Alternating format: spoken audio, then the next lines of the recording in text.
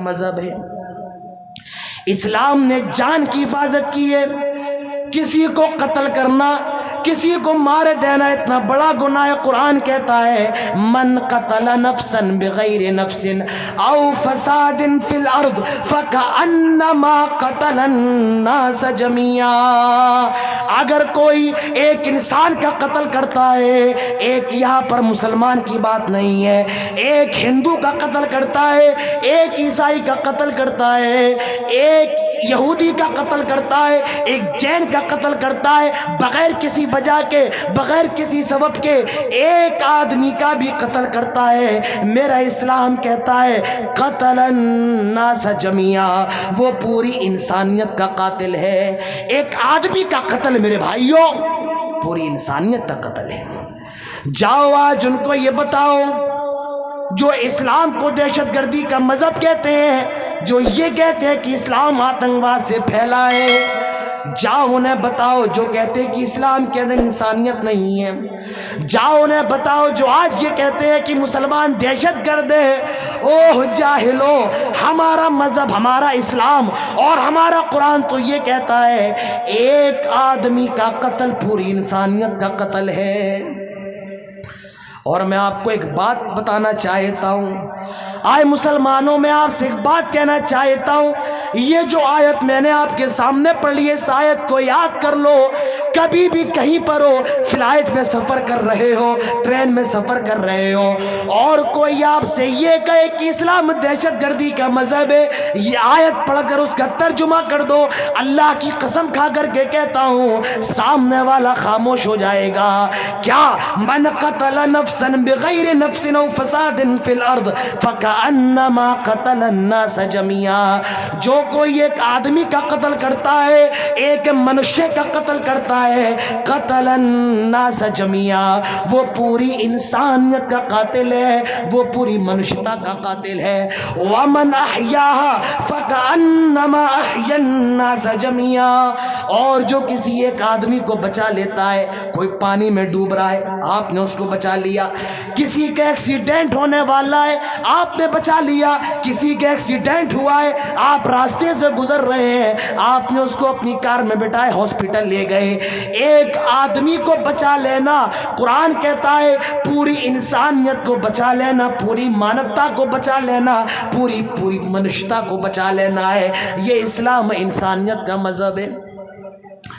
آج فلسطین کے حالات دیکھیں، اسرائیل فلسطین پر، غزہ پر بم برسا رہا ہے، وہاں کی عورتوں کو مارا جا رہا ہے، وہاں کے بچوں کو مارا جا رہا ہے، وہاں کے نوجوانوں کو مارا جا رہا ہے۔ آج میرے بھائی ہاسپٹلوں پر بم برسائے جا رہے ہیں، اور دنیا پھر بھی کہہ رہی ہے کہ مسلمان دہشت گرد ہیں۔ آج دنیا کے اندر سب سے زیادہ مسلمانوں کو مارا جا رہا ہے، لیکن میرے بھائیوں سب سے بڑا دہشت گردی مسلمانوں کو سمجھا جا رہا ہے۔ آئے مسلمانوں، تمہیں کیا ہو گیا ہے؟ آج تمہارے بھائیوں کو مارا جا رہا ہے اور تم یہاں پر چین کی سانس لے رہے ہو۔ آج تمہارے بھائیوں کو مارا جا رہا ہے، تم خوشی منا رہے ہو۔ ذرا غور کرو، سوچو تو صحیح، اگر فلسطین کے اندر مارا جانے والا بوڑھا تیرا باپ ہوتا تو تیرے دل پر کیا گزرتی؟ اگر فلسطین کے اندر مارا جانے والا بچہ تمہارا بیٹا ہوتا تم پر کیا گزرتی؟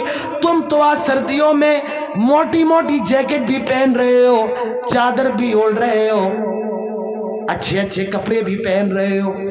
ذرا شام اور فلسطین کے مسلمانوں کو دیکھو، ان کے لیے تو ان کے پاس بچوں کے لیے کفن بھی دستیاب نہیں۔ یہ وہاں کے حالات ہیں، یہ وہاں کے حالات ہیں۔ ہم اور آپ اس دنیا کے اندر خوشیاں منا رہے ہیں، اور وہ وہاں پر روز جنازوں کو اٹھا رہے ہیں۔ میرے بھائیوں میں کیا ہو گیا ہے؟ ہم کچھ کر نہیں سکتے ہیں تو کم سے کم ان کے درد کو تو اپنے دل کے اندر محسوس کر سکتے ہیں۔ اللہ کے نبی فرماتے ہیں المؤمن للمؤمن کالبنیان، ایک مومن دوسرے مومن کے لیے ایک بلڈنگ کی طرح ہے، یشد بعضہ بعضا، جو ایک دوسرے کو مضبوط کرتا ہے۔ اللہ کے نبی فرماتے ہیں مثل المؤمنین فی توادہم وتعاطفهم وتراحمهم مثل الجسد الواحد. ساری دنیا کے مسلمان آپس میں ایک جسم کی طرح ہیں. کانٹا اگر پیر میں چبھتا ہے تو تکلیف اپنے دل میں محسوس کرتے ہیں. جہاں کہیں مسلمان مارے جائیں, جہاں کہیں ظلم ہو, میرے بھائیوں ان کے حق میں دعا کیا کرو, ان کی تکلیف کو اپنی تکلیف سمجھا کرو, ان کی پریشانی کو اپنی پریشانی سمجھا کرو. آئے مسلمانوں, آج تمہیں کیا ہو گیا؟ ایک مسلمان کی محبت تمہارے دلوں سے نکل گئی. آج مسلمان کو گالی دے رہا ہے. آج مسلمان ایک مسلمان کی ماں اور اس کی بہن کو برا بھلا کہہ رہا ہے. آئے مسلمانوں, چلو بھر پانی میں ڈوب مرو. آج تم مسلمان کی مدد کرنے کو تیار نہیں. آج ایک مسلمان کی ہیلپ کرنے کو تیار نہیں. آج کوئی پولیس والا مسلمان ہو, حقیقت بتا رہا ہوں, اگر کوئی پولیس والا مسلمان ہو اور ایک مسلمان اور ایک غیر مسلم میں اگر لڑائی ہو جائے تو وہ غیر مسلم کو نہیں مارتا ہے, دکھانے کے لیے مسلمان کو مارتا ہے اور اپنے آپ کو بڑا بناتا ہے, دیکھو میں نے اپنے کو مارا ہے. میرے بھائیوں, ایک مسلمان کی مدد کرنا مجبوری کے اندر, اللہ کے نبی فرماتے ہیں جب تم کسی مسلمان کی مدد کرو گے اللہ تعالیٰ اس وقت تمہاری مدد کرے گا جب تمہیں مدد کی ضرورت ہوگی, اور جب تم مسلمان کی مدد نہیں کرو گے اللہ تعالیٰ تمہاری بھی مدد نہیں کرے گا. ایک مسلمان کو چاہیے مسلمان کی مدد کرے. ایک مسلمان دوسرے مسلمان کے لیے مرے مٹنے کو تیار ہو جائے, خود نہ کھائے اپنے بھائی کو کھلائے. ایک مسلمان وہ ہوتا ہے خود پیاسا رہے اپنے بھائی کو پلائے, خود نہ پہنے اپنے بھائی کو پہنائے, خود نہ کھائے اپنے بھائی کو کھلائے. یہ مسلمان ہے. آئے مسلمانوں, آج تم نے اپنی بہن کے منہ سے نوالا چھین لیا. آج بڑا بھائی چھوٹے بھائی کا حق مار رہا ہے. آج ایک باپ اپنے ایک بیٹے کو جائیداد میں زیادہ حصہ دیتا ہے اور دوسرے بیٹے کو کچھ نہیں دیتا ہے. آج باپ بیٹیوں کا حصہ مار رہا ہے. آج بھائی بیٹیوں کا حق مار رہا ہے. اللہ کے نبی فرماتے ہیں فَأْتِ كُلَّ ذِي حَقٍّ حَقًّا, جس کے جو حق ہے وہ حق دے دیے جائے. مسلمانوں, ایک دوسرے کے حق کی ادائیگی کرو, ایک دوسرے کی مدد کرو, ایک دوسرے کی سہایتا کرو, ایک دوسرے کی ہیلپ کرو. جب کبھی اسلام کے خلاف بات ہو, کسی مسلمان کے خلاف بات ہو, جمع ہو جاؤ, ایک دیوار کی طرح بن جاؤ. میرے بھائیوں, ہم اور آپ ذرہ ہیں, پہاڑ بننے کی ضرورت ہے. ہم اور آپ قطرہ ہے, سمندر بننے کی ضرورت ہے. ہم اور آپ اینٹیں ہیں, ایک بلڈنگ بننے کی ضرورت ہے. اور یاد رکھو, جب تک ہم اور آپ اس ملک کے اندر متحد نہیں ہوں گے ہم اور آپ کامیاب نہیں ہو سکتے ہیں. آج ہندوستان کے اندر جو سب سے بڑا طبقہ ہے وہ کامیاب ہے. کیوں کامیاب ہے؟ انہوں نے ایک دوسرے کو جوڑا ہے, انہوں نے اپنی یہاں ذات برادریوں کو ختم کیا ہے. آئے مسلمانوں, آج تم مسلکوں میں اتنا بڑھ گئے ہو اور مسلکوں کی نفرت تمہارے دلوں میں اتنی ہے, آج ایک مسلمان دوسرے مسلک والے مسلمان سے سلام کرنے کو تیار نہیں. آج ممبروں پر اور اسٹیجوں پر گالیاں دی جاتی ہیں. میرے سامنے ایک لیٹر آیا تھا کہ ایودھیا کے اندر ایک مسجد بن رہی ہے سرکار کی طرف سے, اور اس مسجد کی افتتاح کے لیے اس کے ادگھاٹن کے لیے امام حرم شیخ عبد الرحمن سدیس کو بلایا جا رہا ہے. تو ایک صاحب نے حکومت کو لیٹر لکھا اور کہا کہ حرم کا جو امام ہے عبد الرحمن سدیس وہ وہابی وچار دھارا کا ہے, سلفی ہے, اہل حدیث ہے, اور ہم سلفی نہیں ہیں, لہٰذا حکومت ہند کو چاہیے اس کو نہ بلائیں. ہم اور آپ اس جگہ آ کر کے کھڑے ہو گئے ہیں, اپنے غیر مسلکی مسلمان بھائی کو دیکھنے کے لیے تیار نہیں. میرے بھائیوں, جب ہمارا یہ حال ہے تو ہمیں مارا جائے گا, پیٹا جائے گا, کاٹا جائے گا, اور دنیا ہمارا تماشا دیکھے گی. کسی شاعر نے صحیح کہا تھا منتشر ہو متحد ہو تو بدل ڈالو نظام گلشن, متحد ہو تو بدل ڈالو نظام گلشن, منتشر ہو تو مرو شور مچاتے کیوں ہو. آج متحد ہونے کی ضرورت ہے. میں اہل حدیث ہوں, مجھے معلوم ہے اس پروگرام کے اندر بہت سے بریلوی بھی آئے ہیں, نہیں آئے ہیں تو ان کا گاؤں قریب ہے. دیوبندی بھی آپ کے کلیہ چک کے اندر ہے. میں دیوبندی ہوں, میں بریلوی ہوں, میں اہل حدیث ہوں, ٹھیک ہے. آپ اپنی بریلویت اپنے تک رکھیے، آپ اپنی سلفیت اپنے تک رکھیے، آپ اپنی حنفیت اپنے تک رکھیے، لیکن جب بات ملت کی آئے تو لا الہ الا اللہ محمد الرسول اللہ کے جھنڈے کے نیچے ایک ہو کر کے کھڑے ہونا سیکھیے میرے بھائیوں، تبھی اس ملک کے اندر ہم کامیاب ہو سکتے ہیں۔ آج متحد ہونے کی ضرورت ہے، اپنے مسلکی اختلاف کو بالائے طاق رکھ کر لا الہ الا اللہ کے مالا کے اندر اپنے آپ کو پرونے کی ضرورت ہے، تبھی یہ ملک ہمارے لیے، ہم اس ملک کے اندر کامیابی کی سیڑھیاں چڑھ سکتے ہیں۔ میرے بھائیوں، ایک مسلمان دوسرے مسلمان کا مددگار ہوتا ہے، ایک مسلمان خود نہ کھائے دوسرے کو کھلائے، ایک مسلمان وہ ہوتا ہے جو ایک مسلمان کو سلام کرے۔ آج ہمارے اور آپ کے یہاں سے سلام نکل گیا، سلام کی جگہ کیا آ گیا؟ ٹاٹا کرو، ٹاٹا۔ بچہ بیچارہ ٹاٹا کر رہا ہے، ہوتا نہیں ہو رہا ہے ٹاٹا؟ ہائے کرو، ہائے۔ اب وہ ہائے کر رہا ہے، وہ بیچارہ بچپن سے بچہ ہائے ہائے کرتا ہے اور وہ مرتے دم تک ہائے ہائے کرتا رہتا ہے۔ آپ ٹرین میں سفر کریں، مسلمان سلام نہیں کرتا ہے، اور کچھ لوگ تو ایسے ہیں جو اسپیشل لوگوں کو سلام کرتے ہیں۔ یاد رکھو، کسی کو خاص کر کے سلام کرنا تسلیم الخاص، یہ بھی قیامت کی نشانی ہے۔ اللہ کے نبی فرماتے ہیں سلم علی من عرفتا ومن لم تعرف، جس کو جانتے ہو اس کو بھی سلام کرو اور جس کو نہیں جانتے ہو اس کو بھی سلام کرو۔ یہ وہ سلام ہے میرے بھائیوں جس کو دیکھ کر کہ یہودی اسلام لے آئے۔ حضرت عبداللہ ابن سلام فرماتے ہیں اللہ کے نبی جب مدینے کے اندر تشریف لائے اور آپ نے جو سب سے پہلی بات لوگوں کو بتائی وہ یہ تھی افشوا السلام، آئے لوگوں سلام کو پھیلاؤ، وَأَطْعِمُوا الطَّعَامَ، لوگوں کو کھانا کھلاؤ، وَصِلُوا الْأَرْحَامَ، اور رشتہ داریوں کو توڑو، رشتہ داریوں کو جوڑو، صلوا باللیل والناس نیام، اور رات میں اللہ کے لیے نماز پڑھو جب پوری دنیا سوئی ہوئی ہوتی ہے۔ افشوا السلام، سلام کو پھیلاؤ۔ یہ سلام کیا ہے؟ یہ ایک دعا ہے، السلام علیکم ورحمۃ اللہ وبرکاتہ۔ کیا مطلب ہے؟ سلامتی ہو تم پر، تمہارے مال میں سلامتی ہو، تمہارے بیوی بچے سلامت رہے، تم سلامت رہو، تمہارا پریوار سلامت رہے، تمہارا ایمان سلامت رہے۔ میرے بھائیوں، سلام یہ دنیا کی سب سے پیاری دعا ہے۔ السلام علیکم، اللہ کے نبی فرماتے ہیں 10 نیکیاں ہیں، اور کوئی اگر یہ کہہ دے ورحمت اللہ تو 10 نیکیاں اور 20 نیکیاں، اور کوئی اگر یہ کہہ دے وبرکاتہ اس کے لیے 30 نیکیاں ہیں۔ میرے بھائیوں، سلام کو عام کرو، افشوا السلام، سلام کو پھیلاؤ، جس کو جانتے ہو اس کو بھی سلام کرو اور جس کو نہیں جانتے اس کو بھی سلام کرو۔ یہ مسلمانوں کی خاصیت ہے۔ یہ ٹاٹا، یہ ہائے ہلو، یہ مسلمانوں کی شان نہیں ہے۔ کہیں بھی رہو، موبائل پہ بات کرو تو سلام سے، مسجد میں آؤ تو سلام کرو، کسی سے ملو تو سلام کرو۔ اللہ کے نبی فرماتے آنے والا باقی رہنے والے کو سلام کرے، اوپر والا نیچے کو سلام کرے، چھوٹا بڑے کو سلام کرے۔ سلام کرو میرے بھائیوں۔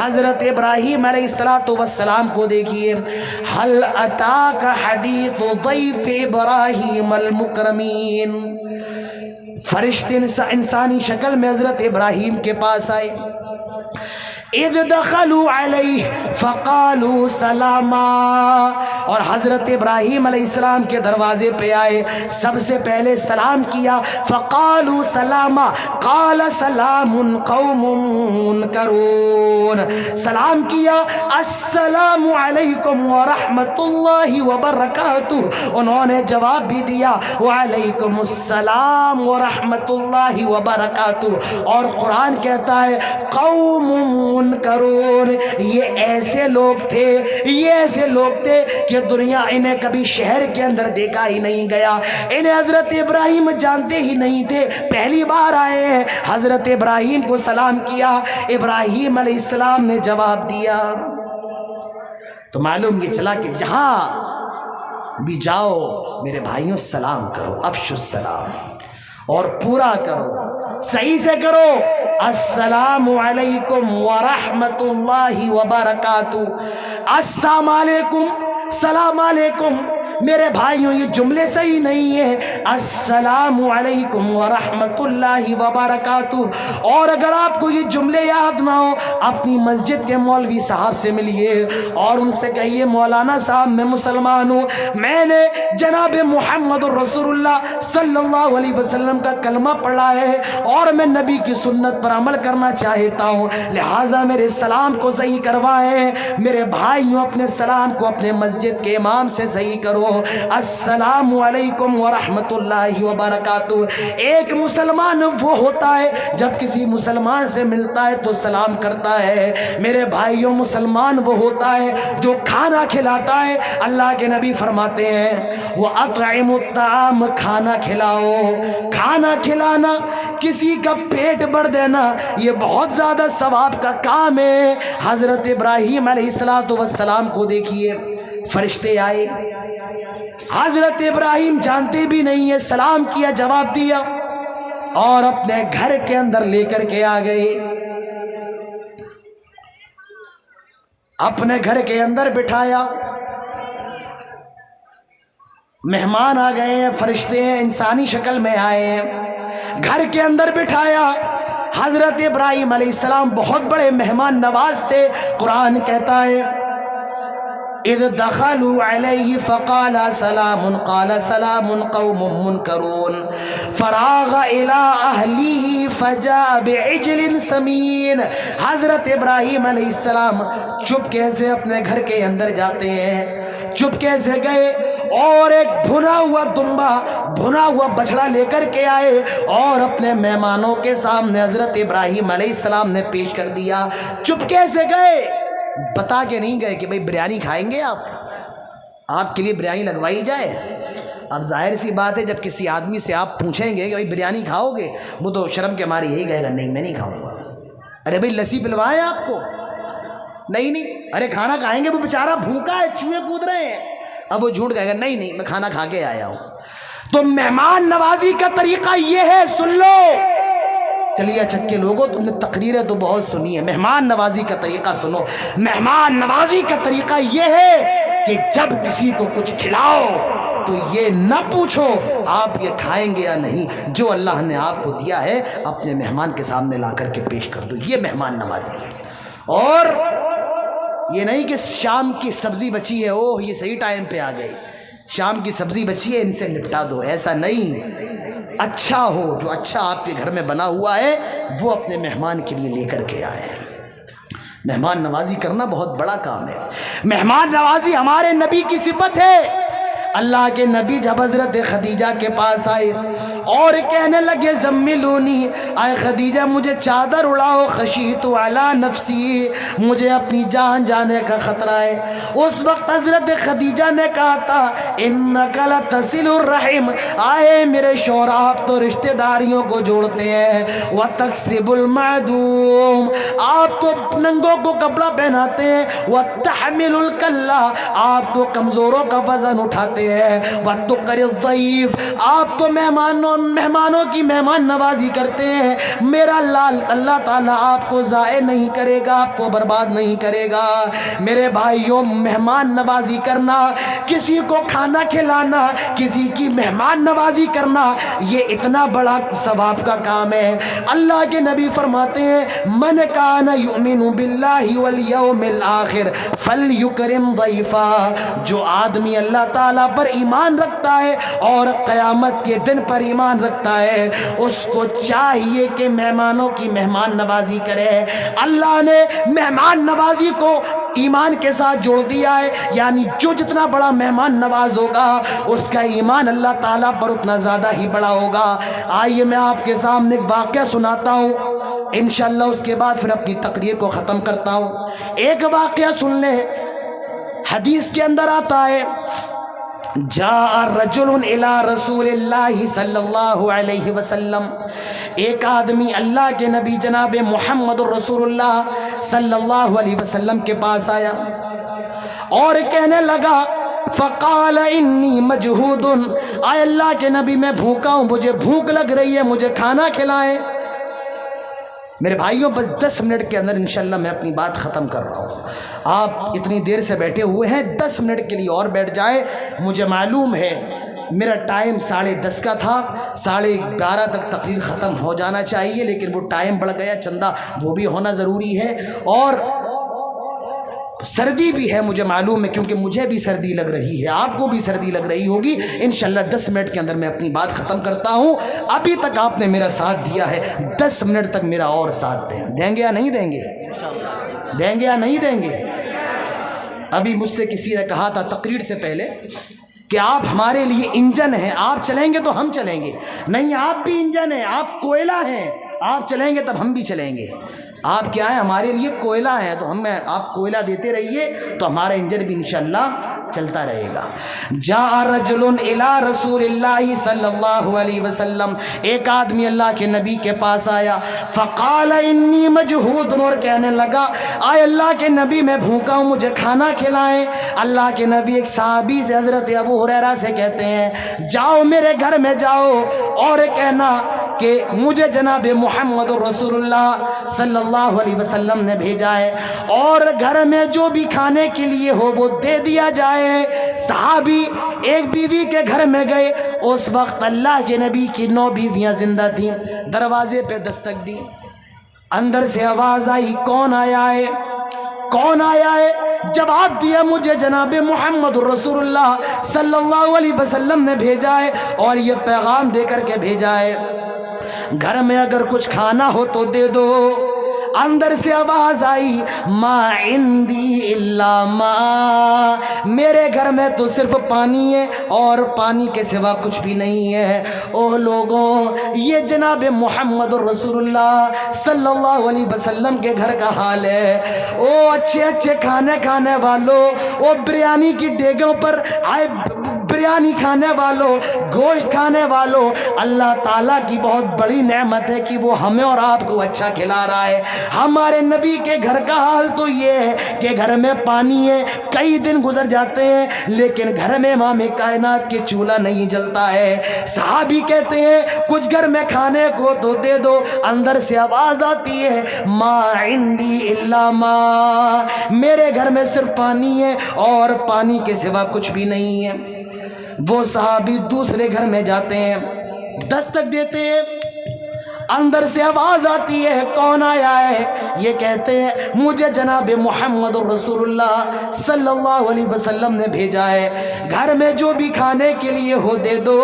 اندر سے آواز آئی ما عندی الا ما، میرے گھر میں بھی پانی ہے اور پانی کے سوا کچھ بھی نہیں. یہ تیسرے گھر میں جاتے ہیں، چوتھے گھر میں گئے، ایک بیوی نے تو یاد تک کہہ دیا والذی بعثک بالحق، اس ذات کی قسم جس نے محمد الرسول اللہ صلی اللہ علیہ وسلم کو حق کے ساتھ مبعوث کیا ہے، ما عندی الا ما، میرے گھر میں بھی صرف پانی ہے اور پانی کے سوا کچھ بھی نہیں ہے. قلنا کلہن مثل ذلک، 9 بیویوں کے گھروں سے یہ آواز آئی میرے گھر میں صرف پانی ہے اور پانی کے سوا کچھ بھی نہیں ہے. ایک صحابی اٹھ کر کے کھڑے ہو گئے اور کہنے لگے آئے اللہ کے نبی ایسا کریں آپ پریشان نہ ہو، اپنے مہمان کو میرے حوالے کر دیں، میں آپ کے مہمان کو اپنا مہمان بنا لیتا ہوں، اپنے گھر لے جاتا ہوں اور میں آپ کے مہمان کو کھانا کھلاتا ہوں، آپ کو پریشان ہونے کی ضرورت نہیں ہے. اور وہ صحابی اس مہمان کو لے کر اپنے گھر آئے اور اپنی بیوی سے کہتے ہیں کیا گھر میں کھانے کے لیے کچھ سامان موجود ہے، کچھ کھانا ہے؟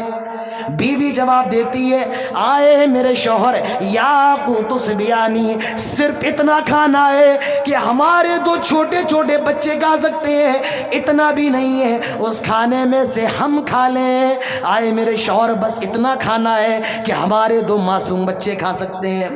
میرے بھائیوں، آدمی اپنی بھوک تو برداشت کر لیتا ہے لیکن اپنے بچوں کی نہیں. آدمی خود نہیں کھاتا، اپنے بچوں کو کھلاتا ہے، پوری دنیا سے لے کر کے اپنے بچوں کا پیٹ بھرتا ہے. بیوی کہتی ہے صرف اتنا کھانا ہے، ہمارے 2 بچے کھا سکتے ہیں، اتنا بھی نہیں ہے کہ ہم کھا لیں. وہ صحابی کہتے ہیں آئے میری بیوی ایسا کرو بچوں کو بھوکا سلاؤ، آج جناب محمد رسول اللہ صلی اللہ علیہ وسلم کا مہمان آیا ہے، ہے میں اپنے بچوں کی بھوک کو برداشت کر سکتا ہوں، لیکن نبی کے مہمان کی بھوک کو برداشت نہیں کر سکتا ہوں۔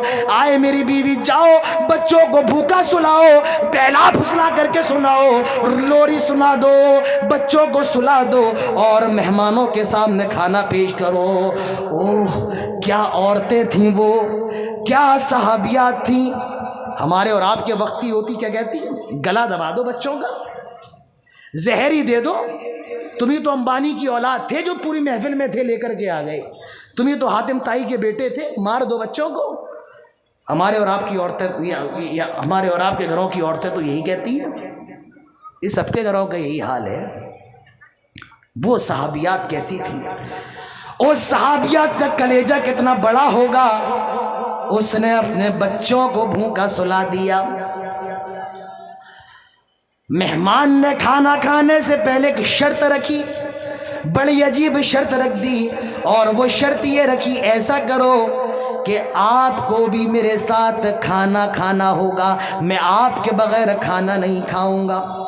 اس صحابی نے سوچا کھانا تو تھوڑا ہے، اگر مہمان کے ساتھ میں بھی شریک ہو گیا تو مہمان بھوکا رہ جائے گا، مہمان کھا لے یا میں کھا لوں۔ وہ صحابی اپنی بیوی کو بلاتے ہیں اور کہتے ہیں آئے میری بیوی، مہمان نے یہ شرط رکھی ہے، تم ایک کام کرنا، جب میرے اور مہمان کے سامنے کھانا ہو تو ایک کام کرنا، گھر کے اندر جو لائٹ جل رہی ہو، جو چراغ جل رہا ہو، جو دیا جل رہا ہو، تم اس کو صحیح کرنے کا بہانہ کرنا اور اس چراغ کو بجھا دینا، اس دیے کو بجھا دینا، اس چراغ کو گل کر دینا۔ کہا کیوں؟ آئے میری بیوی، جب تم چراغ بجھا دو گی اندھیرا ہو جائے گا، میرے اور مہمان کے سامنے کھانا ہوگا، میں بھی کھانا کھاؤں گا اور مہمان بھی کھانا کھائے گا، لیکن میرے کھانے کی حالت یہ ہوگی میں کھا لیا اپنے برتن میں لے جاؤں گا اور خالی ہاتھ میں اپنے منہ میں ڈالوں گا۔ چنانچہ بیوی نے ایسا ہی کیا اور اس صحابی نے یہی حرکت کی کہ خالی ہاتھ برتن میں لے گئے اور خالی ہاتھ سے کھانا کھایا۔ صبح ہوتی ہے، فجر کی نماز میں پہنچے، جناب محمد رسول اللہ صلی اللہ علیہ وسلم کے پیچھے نماز پڑھی۔ اللہ کے نبی جب سلام پھیرتے ہیں، اللہ کے نبی اس صحابی کو دیکھ کر کے مسکرا رہے ہیں۔ وہ صحابی اللہ کے نبی سے کہتے ہیں آئے اللہ کے نبی، کیا معاملہ ہے، کیا بات ہے، آپ مجھے دیکھ کر کے کیوں مسکرا رہے ہیں؟ اللہ کے نبی فرماتے ہیں آئے میرے پیارے صحابی، یہ بتاؤ میں تمہیں دیکھ کر کے کیوں نہ مسکراؤں؟ تم نے جو رات میں حرکت کی ہے، اللہ تعالیٰ عرش سے تمہاری حرکت کو دیکھ کر کے مسکرا رہا تھا، اللہ کے فرشتے بھی مسکرا رہے تھے اور مجھے جبرائیل نے یہ بتایا، اسی لیے میں بھی مسکرا رہا ہوں۔ اس صحابی کی آنکھوں میں آنسو آ گئے۔ اللہ کے نبی فرماتے ہیں اللہ تعالیٰ نے تمہاری اس ادا کی وجہ سے، تمہاری اس حرکت کی وجہ سے قرآن کے اندر یہ آیت بھی نازل کی ہے، وَيُؤْثِرُونَ عَلَىٰ أَنفُسِهِمْ وَلَوْ كَانَ بِهِمْ خَصَاصَةٌ وَمَن يُوقَ شُحَّ نَفْسِهِ فَأُولَٰئِكَ هُمُ الْمُفْلِحُونَ۔ میرے نبی کے صحابہ تو ایسے ہیں جو اپنی بھوک پر دوسروں کی بھوک کو ترجیح دیتے ہیں۔ آئے مسلمانوں، یہ مسلمان تھے جو اپنے بچوں کو بھوکا سلا دیں لیکن اپنے مسلمان بھائی کو کھلائے۔ آئے مسلمانوں، ایک مسلمان اپنے بچوں کی بھوک کو تو برداشت کر سکتا ہے لیکن اپنے مسلمان بھائی کی بھوک کو برداشت نہیں کر سکتا ہے۔ یہ اسلام ہے، یہ انسانیت ہے، اور کھانا کھلانا صرف مسلمان کو نہیں، میرے بھائیوں جو بھی آپ کو بھوکا مل جائے اسے کھانا کھلاؤ، بھلے وہ مسلمان ہو، بھلے وہ ہندو ہو، بھلے وہ عیسائی ہو، بھلے وہ جین ہو، بھلے وہ آدیواسی ہو، دلت ہو، کھانا کھلانا بڑے ثواب کا کام ہے۔ اور کھانے نہ کھلانا، کوئی آپ کے دروازے پہ اور کھانا مانگے، آپ اگر اس کو بھگا دے یہ بہت بڑا گناہ ہے، آپ کو جہنم کے اندر لے کر کے جا سکتا ہے۔ جہنمی جب جہنم کے اندر چلے جائیں گے، جنتی ان سے سوال کریں گے ما سلککم فی سقر، تم جہنم کے اندر کیوں آ گئے؟ وہ جواب دیں گے قالوا لم نک من المصلین، ہم نماز نہیں پڑھا کرتے تھے، ہم نمازی نہیں تھے، ہم مسلمان تو تھے، کلمہ تو پڑھا کرتے تھے لیکن نماز کی پابندی نہیں کرتے تھے۔ याद रखो मेरे भाइयों, नमाज ये ईमान है, नमाज के बगैर ईमान का तसव्वुर ही नहीं है। जो आदमी जितना बड़ा नमाजी है उसका ईमान अल्लाह ताला पर उतना मजबूत है, और जो नमाज का पाबंद नहीं है, अल्लाह के नबी तो यहाँ तक फरमाते हैं मेरा जी चाहता है मैं अपने मुसल्ले पर किसी और को खड़ा कर दूं और मदीने की गलियों का चक्कर लगाओ, और जो आदमी मुझे नमाज की हालत में अपने घर मिल जाए मेरा जी चाहता है मैं उसके घर को आग लगा दूं। अल्लाह के नबी ने किसी चीज़ के बारे में ये नहीं फरमाया मैं आग लगा दूं, लेकिन नमाज के बारे में फरमाया मेरा जी चाहता है मैं उसके घर को आग लगा दूं। नमाज इतनी अहम इबादत है, अल्लाह के नबी ने यहाँ तक फरमाया कुर्रतु ऐनी फिस्सलाह, नमाज में मेरी आंखों की ठंडक है। आए मुसलमानों, आज तुमने नबी की आंखों की ठंडक को छीन लिया, आज तुमने मेरे नबी के कलेजे के सुकून को छीन लिया।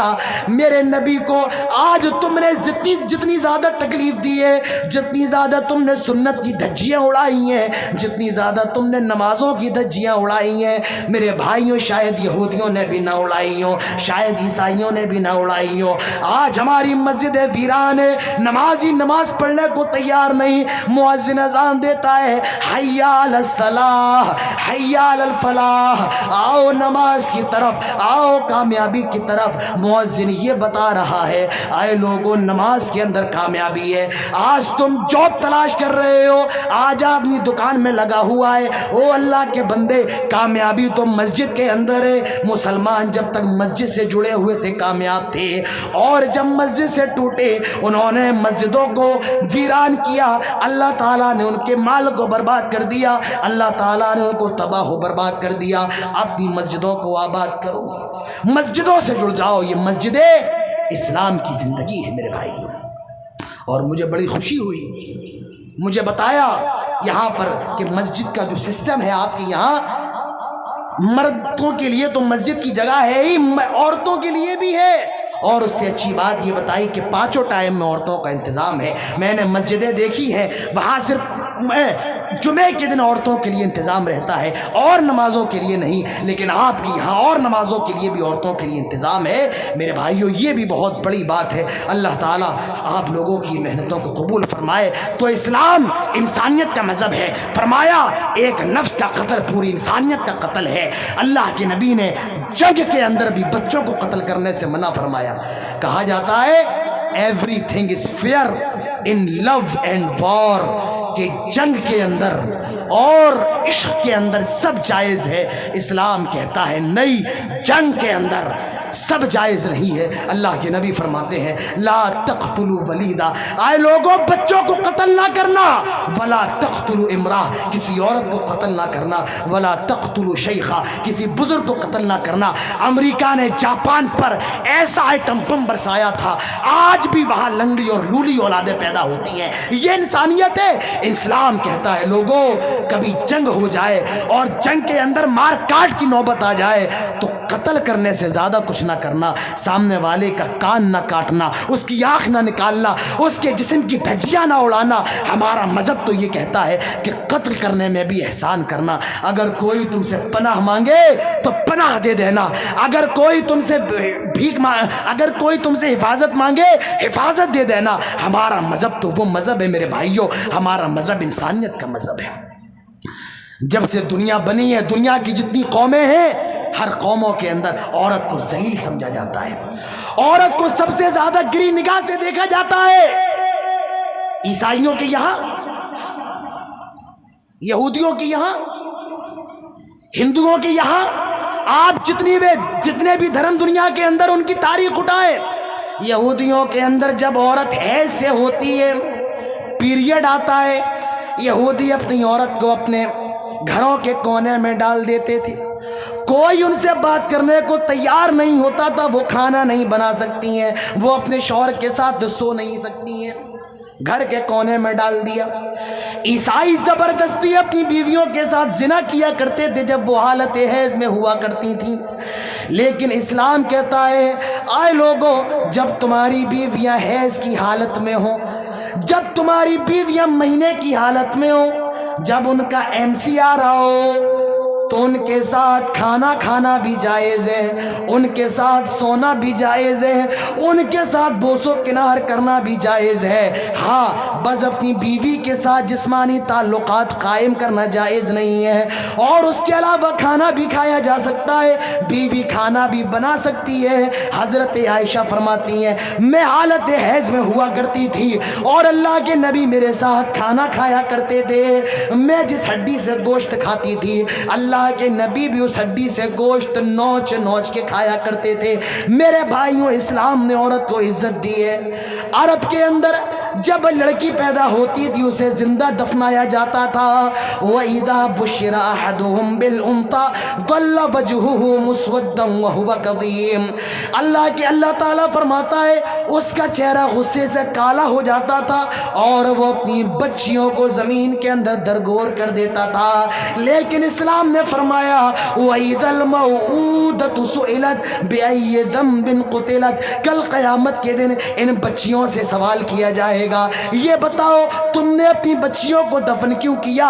باپ سے سوال ہوگا تم نے اپنی بچیوں کو کیوں ضائع کیا، کیوں برباد کیا؟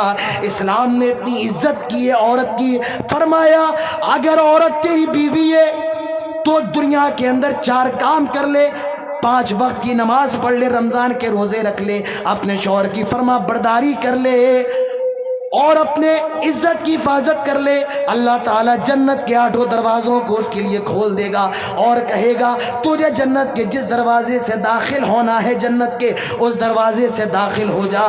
اسلام نے عورتوں کو اتنا اونچا مقام دیا ہے، 5 وقت کی نماز پڑھ لے، رمضان کے روزے رکھ لے، اپنی عزت کی حفاظت کر لے اور اپنی شوہر کی فرما برداری کر لے، شوہر جو بھی کہے عورت مان لے۔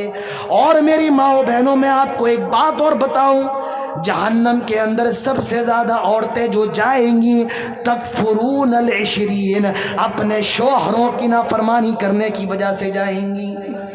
تو عورت اگر یہ کام کر لے جنت میں جائے گی۔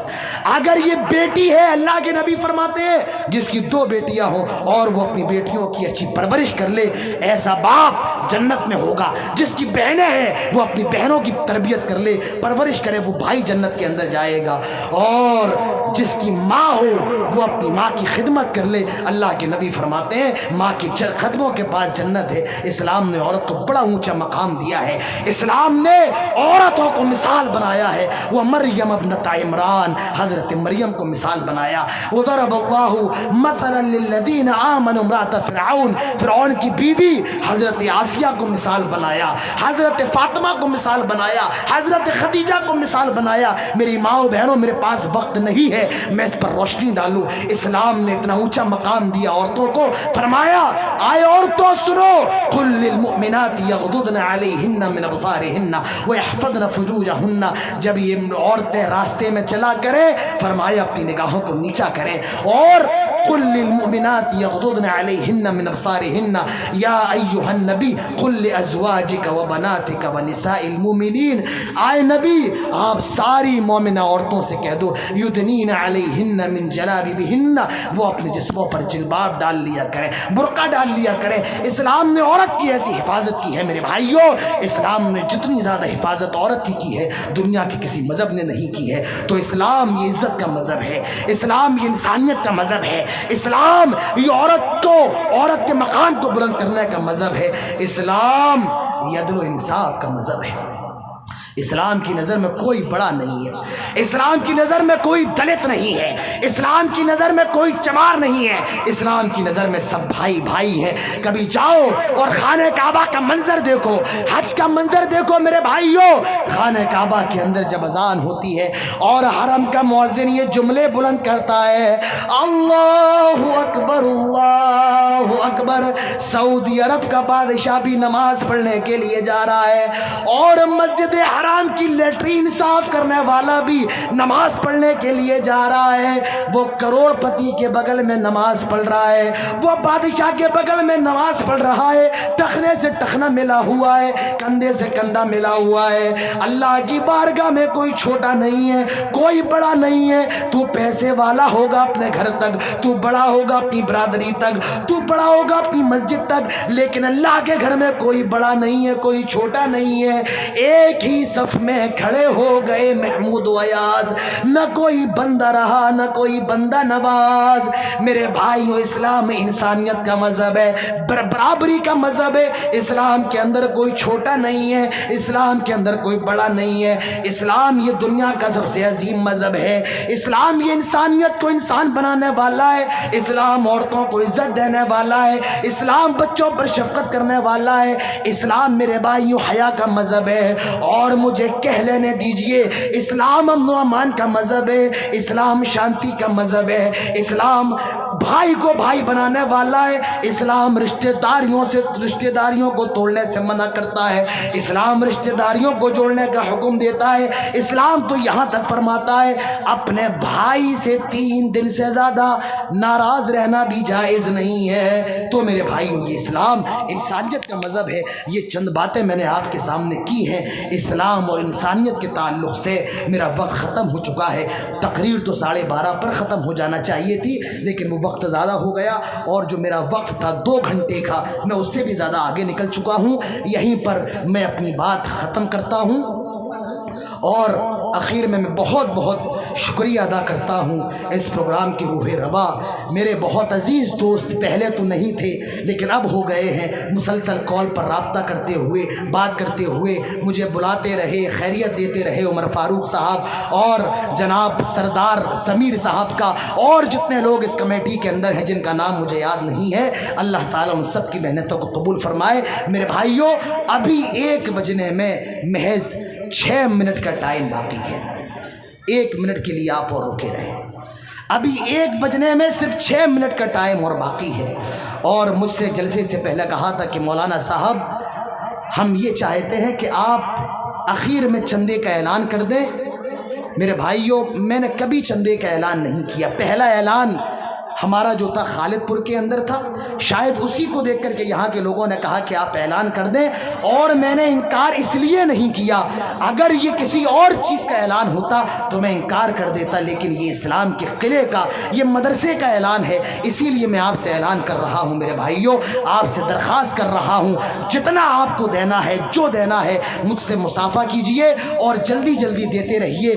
اور میں نے آپ سے کہا تھا وہ نہ ہو آپ کو نام بلا کر کے بلایا جائے، آپ کو ہاتھ پکڑ کے لایا جائے اور آپ دیں نہیں حضرت عثمان غنی رضی اللہ عنہ، حضرت ابو بکر اور عمر کی طرح دیجئے۔ اپنے آپ آئیے اپنے ایمان کے ساتھ۔